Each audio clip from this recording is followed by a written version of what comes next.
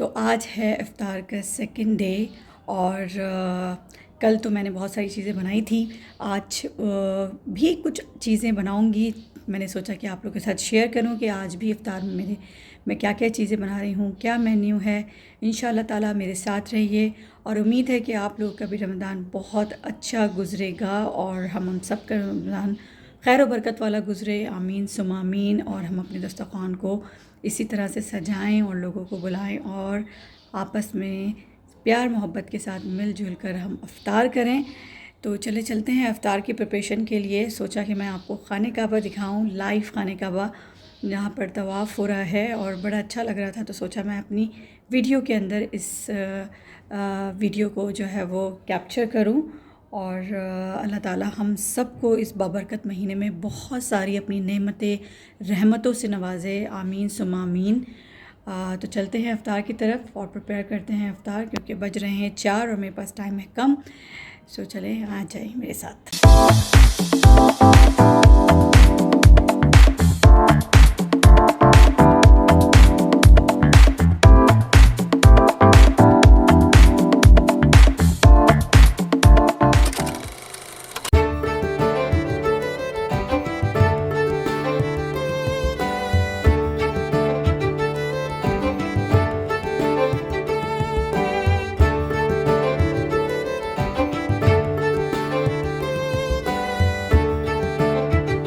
तो यहाँ पर मेरा सबसे पहले मैं जा रही हूँ वाइट चने बनाने के लिए। वाइट चने जो है हमारे घर में बहुत पसंद किए जाते हैं, बड़े लाइट से होते हैं।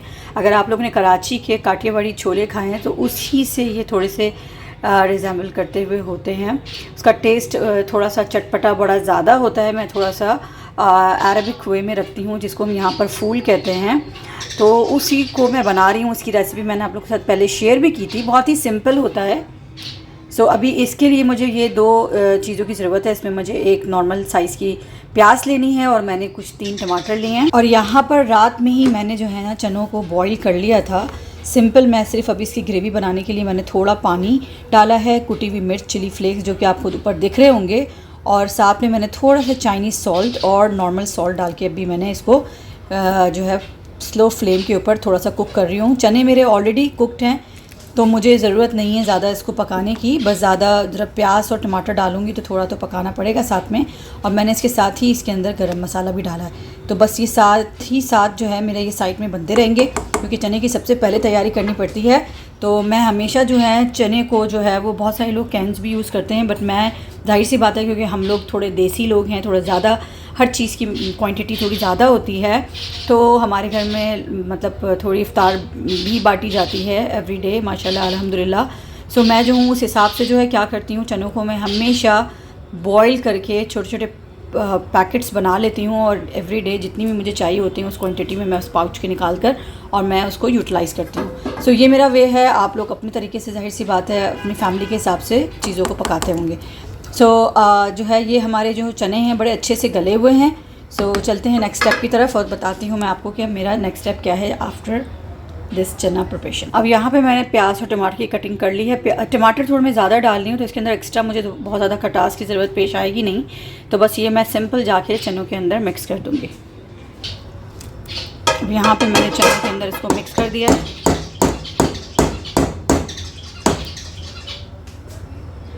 अब ये जो है इस तरह से चने के अंदर मैं इसको अब ढक दूँगी और इसको कवर करने के बाद जो है ये तकरीबन जो है 20 मिनट्स तक ये स्लो फ्लेम पे पकते रहेंगे, जब तक कि टमाटर और प्याज बिल्कुल आपस में मिक्स ना हो जाए। अच्छा, अब जो नेक्स्ट स्टेप मेरा हमेशा होता है, मैं हमेशा इफ्तार में ये करती हूँ कि सबसे पहले मैं फ्रूट चाट बना लेती हूँ, ताकि फ्रूट चाट एंड के टाइम में जो हमारा बिल्कुल इफ्तार का टाइम होता है वो बहुत ही ज़्यादा जो है ना वो पैनिक हो रहा होता है उस वक्त बंदा, क्योंकि चीज़ें आपको प्रिपेयर करनी होती हैं और ऑन टाइम आपको चीज़ें टेबल पर सर्व करनी होती है। तो इसलिए मैं हमेशा जिसमें टाइम टेकिंग चीज़ें होती हैं जैसे फ्रूट चाट हो गए, तो इन सब चीज़ों को मैं पहले ही जो है ना दोपहर में बनाकर और मैं अपने फ्रिज में रख देती हूँ ताकि थोड़ा सा अच्छा ठंडा भी हो जाए। अच्छा, मेरे घर की जो क्वांटिटी है वो मैं इसी तरह लेती हूँ, हर फ्रूट एक एक लेती हूँ, हमारे लिए इनफ होता है, तो वो अच्छी खासी क्वांटिटी बन जाती है। तो इससे ये होता है कि बस उसी वक्त खा पी के ख़त्म, बहुत ज़्यादा चीज़ें बचे ना, क्योंकि डेली हमें फ़्रेश बनानी होती है और फ्रूट चाट जो होता है स्पेशली जो है वो फ्रेश बनता है तो वो अच्छा लगता है। सो ये बस क्वांटिटी होती है। मैं इसके बाद कट करने के बाद आपको दिखाती हूँ कि जो है ये कितना सारा हो जाता है। बड़ी एक चीज़ मैटर करती है कि आपकी क्वांटिटी कितनी बन रही है, फैमिली के हिसाब से आपको कितनी चीज़ों की ज़रूरत पड़ रही है। बहुत ज़्यादा आप एक्स्ट्रा बनाओ और फेंको, उससे अच्छा ये है कि आप हर चीज़ की एक मेजरमेंट रखें ताकि उसमें आपकी चीज़ बहुत ज़्यादा एक्सेस भी ना बने और सारी चीज़ें अफ्तार पे ख़त्म हो जाएं। और मेरा ये जो है फ्रूट चाट का ये बोल है और मैं इसी के अंदर फ्रूट चाट बनाती हूँ ताकि मेरे फ्रूट चाट की एक मतलब क्वांटिटी मुझे पता चल जाती है कि यार मेरी फैमिली के लिए इसी बोल के अंदर इनफ होगा। सो आप हमेशा याद रखें, चाहे इस तरह की चीज़ें जो कि बहुत ज़्यादा क्वांटिटी में बनती हैं जैसे फ्रूट चाट हो गया, चने हो गए और दही बड़े हो गए, उसके लिए आप एक स्पेसिफ़िक अपना बोल रखें और एवरीडे आप उसी को यूटिलाइज़ करें और उसी में बनाएं ताकि आपको पता होगा कि हमारी फैमिली के लिए बस ये बोल सही है और इसी में बनेगा और यहीं हमारा इफ्तार के वक्त हमारी चीज़ें ख़त्म हो जाएंगी। सो मैं हमेशा जो है वो मेजरमेंट का बहुत ख्याल रखती हूँ ताकि टाइम पे हमारी चीज़ें ख़त्म हो जाएं, बचे नहीं। ज़्यादा से ज़्यादा इफ्तारी के बाद जब हम इफ्तार के बाद जब हम तरावी पढ़ने के लिए जाते हैं तो उसके बाद हमारे अमूमन जब हम घर वापस आते हैं तो थोड़ा बहुत कुछ मंचिंग का दिल चाह रहा होता है, तो जो भी लेफ़्ट ओवर होता है अमूमन घरों में वो खाया जाता है। तो हमारे घर में भी वही पैटर्न है। तो हमारे यहाँ कुछ पकोड़े, कुछ दही बड़े थोड़े बहुत बच जाते हैं तो वो फिर हमारे यहाँ उसको एंजॉय किया जाता है चाय के साथ। तो बस ये छोटी सी बात थी।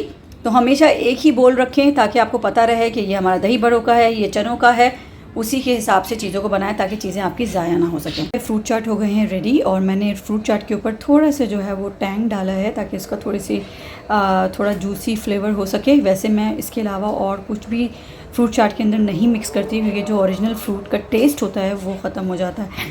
तो हाँ, यहाँ पे हमारे फ्रूट चाट हो गए रेडी है। मैं जल्दी से जाकर इसको मैं कवर करती हूँ और अपनी दूसरे आइटम की तरफ जाती हूँ। टाइम कम है, मुकाबला बहुत सख्त है। तो यहाँ पर मैं कर रही हूँ मिक्स पकोड़े की प्रिपरेशन। और मिक्स पकोड़े के लिए मैंने यहाँ पर आलू लिए हैं, तो छोटे वाले बैगन हैं, प्याज है, एक कैरेट लिए मैंने छोटा सा पीस, और मैंने यहाँ पर हरी मिर्चें, ज़ीरा, नमक, कुटी हुई मिर्च और थोड़े से चाइनीज़ सॉल्ट मैंने डाला है। और अब मैं इसके अंदर थोड़ी सी हरी मिर्ची भी डालूँगी तो थोड़ा सा अच्छा सा जो है इसका बैटर तैयार हो जाएगा। पकोड़े आज हमारे जो बन रहे हैं वो दो किस्म के हैं। यहाँ पे सूजी के पकोड़े भी हैं, ठीक है, जो कि बहुत मज़े के होते हैं और इसकी रेसिपी मैं आपके साथ बहुत जल्द शेयर करूँगी। और यहाँ पर मैं मिक्स पकोड़े की जो तैयारी कर रही हूँ वो मैं आपको दिखा रही हूँ।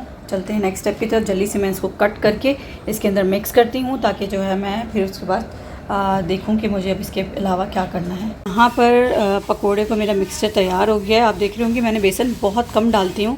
आप देख रहे होंगे इसमें सारी सब्जियाँ आपको आराम से दिख रही होंगी। इस बेसन कम डालने से ना पकोड़े थोड़े अच्छे क्रिस्पी होते हैं। और पानी बिल्कुल मैं कम डालती हूँ, ज़्यादातर पानी सब्जियों का अपना पानी होता है। जब हम उसको मिक्स करते हैं तो इसका जो शेप है ना वो इस तरह का आ जाता है। और जब मैं फ्राई करूँगी तो होप सो आपको जो है वो दिखा सकूं। टाइम पे डिपेंड करता है, बट हाँ फाइनल लुक जब मैं टेबल सेट कर लूँगी तो ज़रूर आप लोग साथ शेयर करें। मैं दही बड़ों के लिए दाल भिगोई है माश की, और मैं हमेशा माश की दाल की ही दही बड़े बनाती हूँ। तो बस थोड़ा लेट हो गई मैं, बट दालें जो हैं वो जल्दी फूल जाती हैं।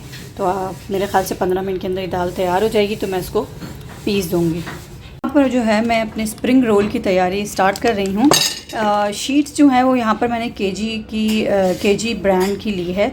स्वीट्स की भी मैंने यूज़ करी है पहले। यहाँ पे मैंने अपनी किसी के रिकमेंडेशन के ऊपर इसको बाय किया और उन्होंने मुझे बताया था कि बहुत अच्छे इससे जो है स्प्रिंग रोल बहुत क्रिस्पी फ्राई होते हैं। सो मैंने कहा कि चलो अच्छी बात है कि आपको अगर कोई रिकमेंड कर दे तो वो थोड़ा ज़्यादा अच्छा हो जाता है। और यहाँ पे मैंने ये मटेरियल पहले से स्प्रिंग रोल का बनाया हुआ था कल, मगर मुझे टाइम नहीं मिला था कि मैं सारे प्रिपेयर करती, मगर होप सो आज मैं इसको पूरी जो है वो स्प्रिंग रोल बना के रख दूँगी क्योंकि कल से मेरा फिर वर्किंग डे है। सो शायद मुझे टाइम ना मिले। यहाँ पर मैंने इसको जो बंद करने के लिए जो हमें तैयार करनी पड़ती है एक लई टाइप की, वो हमने ये बनाई है आटे से। तो हम उसको जो है स्प्रिंग रोल को इससे बंद करेंगे।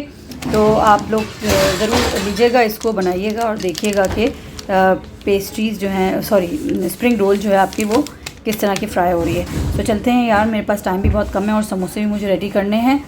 और समोसों के लिए मैं जो है वो यूज़ कर रही हूँ स्वीट्स का। जैसे कि मैंने आपको बताया पहले मैं स्वीट्स ही यूज़ कर रही थी, मगर मुझे इसकी स्प्रिंग रोल की नहीं मिली थी तो मैंने फिर केजी की ले ली। सो ये स्वीट्स की समोसे की पट्टी इस्तेमाल करूँगी। और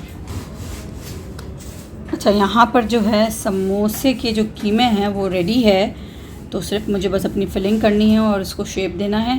सो ये 2 काम मैं फ़िनिश करती हूँ, फिर मैं आपको दिखाती हूँ। समोसे की जो कीमा है जो बिल्कुल बहुत ही सिंपल तरीके से मैंने बनाया है। इसको भून लिया है गरम मसाला, अदरक, लहसुन, नमक और चिली फ्लेक्स के साथ। उसके बाद मैंने इसके अंदर जो है ना वो प्याज और हरी मिर्चें, हरा धनिया, साबित धनिया को कूट के डाल दिया है और प्याज को मैंने छोटे छोटे पीसेस में करके डाल दिए हैं, हरी मिर्चों को भी। तो ये हमारा जो है वो कीमे का जो मिक्सचर है वो तैयार हो गया है। सो ये तो सिंपल होता है।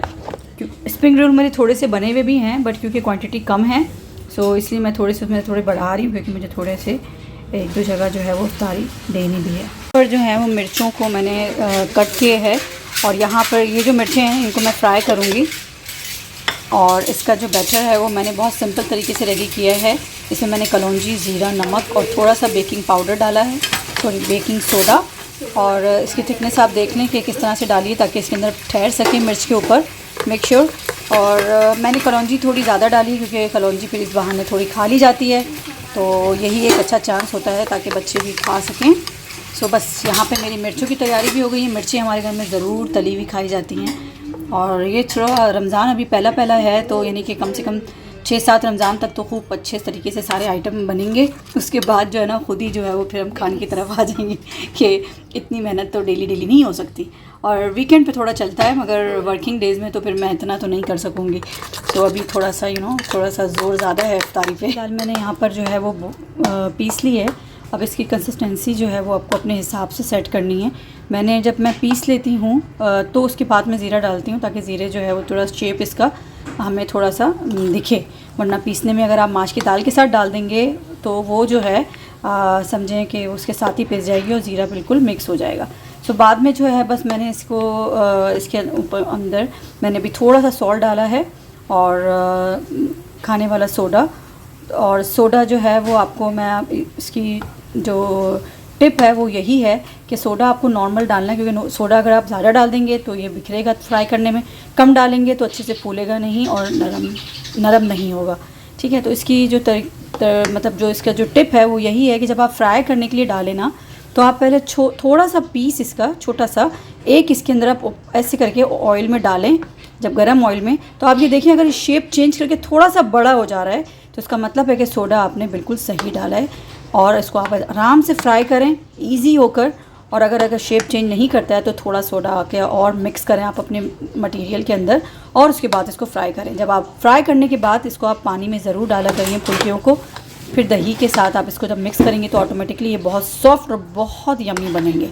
ये है इसकी टिप दही बड़ों की। बहुत अक्सर लोग पूछ रहे होते हैं कि यार ये हमारे दही बड़े ना बहुत हार्ड हो जाते हैं, अच्छे नहीं बनते। वो यही वजह है क्योंकि इसके अंदर सोडा अच्छे से नहीं डला हुआ होता और अच्छे फूले हुए नहीं होते। बहुत सारे लोग तो सोडा डालते भी नहीं हैं, जैसे मेरी मदर इन लॉ नहीं डालती हैं, उनके हमेशा अच्छे बनते हैं, मगर मुझे नहीं पता, मेरे हमेशा सख्त हो जाते हैं, तो मैं इसलिए रिस्क नहीं लेती, मैं हमेशा सोडा इसी पॉट के अंदर जो है ना अपनी फ्राइंग करी थी स्प्रिंग रोल वगैरह, तो मेरे पास ऑयल काफ़ी बचा हुआ था, तो मैं इसी में थोड़ा मैंने और ऐड करा है। और अच्छा तेल देखें अच्छा गर्म हो रहा है, बबल्स नज़र आ रहे होंगे। अब मैं यहाँ पे चेक कर रही हूँ दही बड़े डालने से पहले कि इसका जो है उसको मुझे ज़रूरत पड़ेगी कि नहीं पड़ेगी, कितनी मतलब इसकी अच्छे फूलेंगे कि नहीं फूलेंगे। ये मैं छोटा सा डाल रही हूँ और डालने के बाद देखूँगी कि देखें इसका शेप बढ़ा कि नहीं बढ़ा। जी जनाब, इसका शेप देखें बढ़ गया है, तो इसका मतलब है कि मेरे जो दही बड़े हैं वो बिल्कुल सही हैं और शेप भी इसका बढ़ गया है। अच्छा देखिए मैं आपको दिखाती हूँ, शेप भी इसका बढ़ गया, मैंने कितना सा डाला था और ये कितने अच्छे शेप का हो गया। ये देखें इसकी लाइटिंग असल में बहुत ज़्यादा हो रही है तो नज़र नहीं आ रहा है, ये देखें ठीक है। सो ये इसका शेप बड़ा है तो मुझे ज़रूरत नहीं है इसके अंदर डालने की। कितना अच्छा देखें फूल गया है। यहाँ पर मेरे जो दही बड़े हैं कितने अच्छे राउंड बिल्कुल बने हैं, हालांकि मैंने कोई शेप नहीं दिया है, मैंने सिंपल बस अपने हाथों से इस तरह से करके उसको ऑयल के अंदर मैंने इसको ड्रॉप किया है। मगर क्योंकि ये इतना अच्छा इसके अंदर पफनेस है कि ये ख़ुद एक अच्छा शेप बन गया है इसका। सो बस यहीं पर इसकी टेस्टिंग हो जाती है कि आपके दही बड़े अच्छे बनेंगे कि ख़राब बनेंगे, क्योंकि दही तो वो आपकी मर्ज़ी है, मीठी बनाएं खट्टी बनाएं, इट्स अप टू यू कि आप किस तरह की खाने पर। अपने ये जो फुल्कियाँ हैं इनको मैं निकाल रही हूँ और निकाल कर सिंपल मैं इसको पानी के अंदर डालूँगी। बहुत थोड़ी देर के लिए डालना है, बहुत ज़्यादा देर के लिए नहीं डालना है कि ऐसा ना हो कि आप 15-20 मिनट के लिए डाल के उसको छोड़ दें। ठीक है, पानी में इसलिए डाला जाता है ताकि ये अच्छे से सॉफ्ट हो जाएं और जब दही को जो है ना ये अच्छे तरीके से दही को पी लेंगे, दही का पानी। थोड़ा सा पानी इसके अंदर आना बेटा।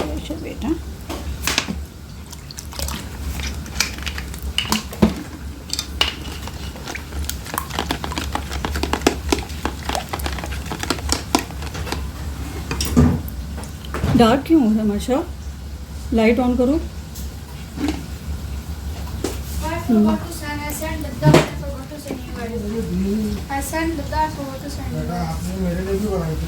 पॉज करो, पॉज। डर्टी तो नहीं हो रहा है मिरर? इशाल मेरा मोबाइल लेकर आना बेटा। मोबाइल? हाँ, नहीं ये वाला नहीं, मेरा आईफोन कमरे में, रूम में।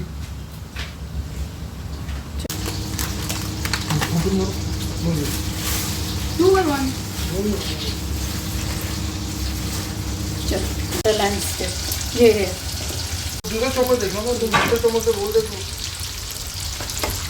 देखो सारा निकाल दो। ये हो गया? हाँ, ये सारा हो गया, निकाल दो।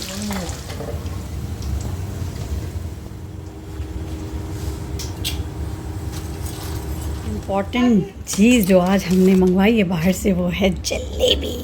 हालांकि मीठा इतने शौक से मैं खाती नहीं हूँ, मगर ये है कि रमज़ान में थोड़ा सा लाइक शुगर लेवल मेंटेन करने के लिए आप थोड़ा सा खा सकते हैं आफ्टर इफ्तार।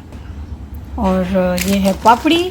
जलेबी को थोड़ा मैं गरम कर रही हूँ क्योंकि हमारे यहाँ थोड़ी सी जलेबी जो है ना वो गरम खाई जाती है। ये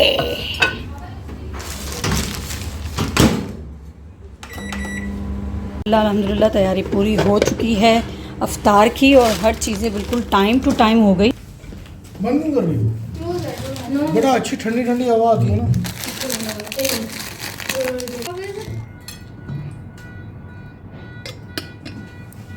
गंदी वीडियो कोई नहीं देखेगा। अच्छा, Do I have this copy paste? Do dates inside. Me? I came. I know. Yeah. Do you want me to go? No, but Mama, you want me to go? नहीं, मैं तो हमारी चाय भी यहाँ पर तैयार हो गई है। मैं हमेशा अफ्तार से पहले ही जो है ना चाय को बना के फ्लास्क में रख लेती हूँ ताकि चाय हमारी जैसे ही हम अफ्तार करें, नमाज़ पढ़ें और फ़ौरन हम चाय पी लें, वेट नहीं करना पड़ता। क्योंकि चाय आपको पता है बहुत ज़रूरी है, अफ्तार के फ़ौरन बाद मिलनी चाहिए, वो भी गरम गरम। सो चाय हमारी रेडी हो गई है, मैं जल्दी से फ्लास्क में डालती हूँ और फिर जाकर हम अफ्तार अज़ान होने वाली है और बस हम फ़ौरन ही जो है वो अपना रोज़ा खोलेंगे इंशाल्लाह। फिर मुलाकात।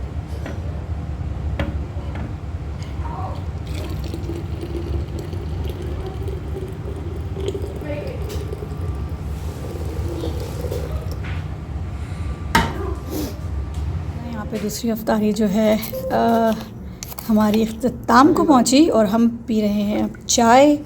चाय जो है आपको पता है अगर पहले से बनी हुई हो और फ्लास्क में रेडी हो तो फिर तो समझें अफ्तार का और मज़ा दोबाला हो जाता है। तो ये भी एक छोटी सी टिप है, वो ये कि आप हमेशा अफ्तार से पहले चाय को बना के फ्लास्क में रख लें, जितनी भी क्वांटिटी में आपको बनानी है।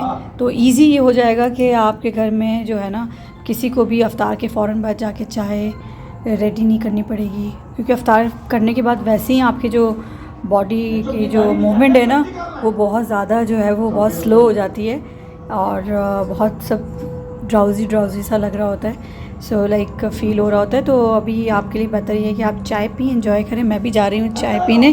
इंशाल्लाह ताला मिलते हैं कल दोबारा। कल मैं क्या बनाती हूँ क्या नहीं बनाती हूँ वो भी मैं आपसे शेयर करूँगी, क्योंकि अभी तो बिल्कुल स्टार्टिंग है तो थोड़ा ज़्यादा ज़ोर है अफ्तारी पर। उम्मीद है कि आप लोग को मेरा आज का व्लॉग पसंद आया होगा। दुआ में याद रखिएगा और अल्लाह ताला हम सबको अपने खैर व आफ़ियत में रखें। आमीन सुमा आमीन।